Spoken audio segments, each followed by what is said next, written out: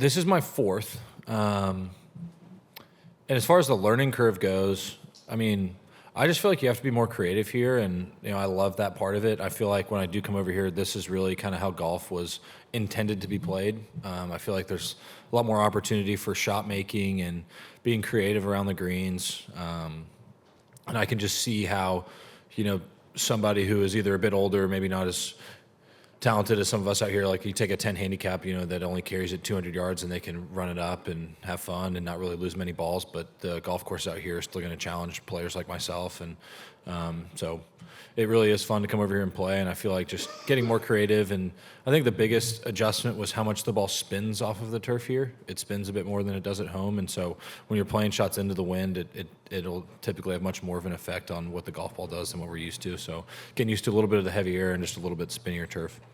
Well, you got number 6, the long par 5, and I think it's a really good hole because, especially when you get it slightly downwind, you can get to the green in 2. Still, just with how firm the grass is. If you carry the ball, let's say 300 yards in the air and it's a little bit downwind, it's going to roll out on this turf, at least 30 yards, unless it lands into an upslope. And so you'll be able to get there in 2. And so I like that it has opportunity on that hole. And then I think number 8's great. The postage stamp.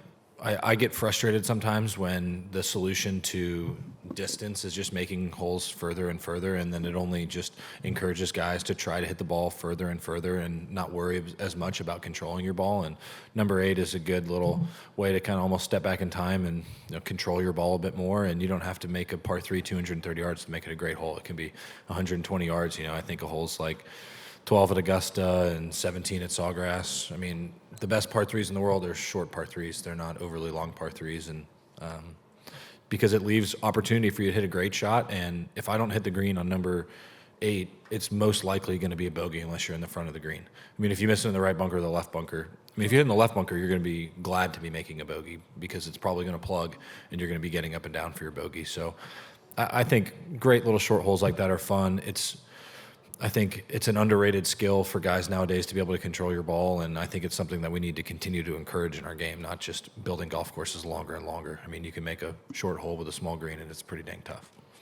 I don't really know exactly what it does for my club head speed. I've tried to hit a few shots with my irons with what you would call traditional footwork, and I just felt kind of locked in, felt a little bit too robotic, and so I've always been a guy that loved hitting a lot of different shots, changing the height, changing the curve, and that's how I play most of the time. And in terms of my footwork, I just felt too kind of locked in and unnatural if I don't do what my feet normally do, because it may look funny to y'all, but it feels totally normal to me. I never thought twice about it.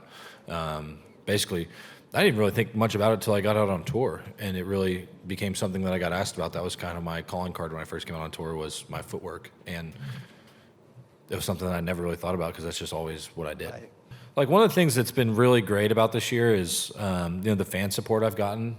I really feel like the crowds this year have treated me wonderfully. They've been behind me, and it's, I always dreamed of growing up playing on the PGA Tour, and so being out here playing in front of great crowds and having them, scream your name and holler when you make putts and be truly rooting for you is a great feeling, and it's something that I'll always cherish for my time out here. And it's one of the very special perks that we have of playing out here on tour, is playing in front of great crowds and being able to feel their support.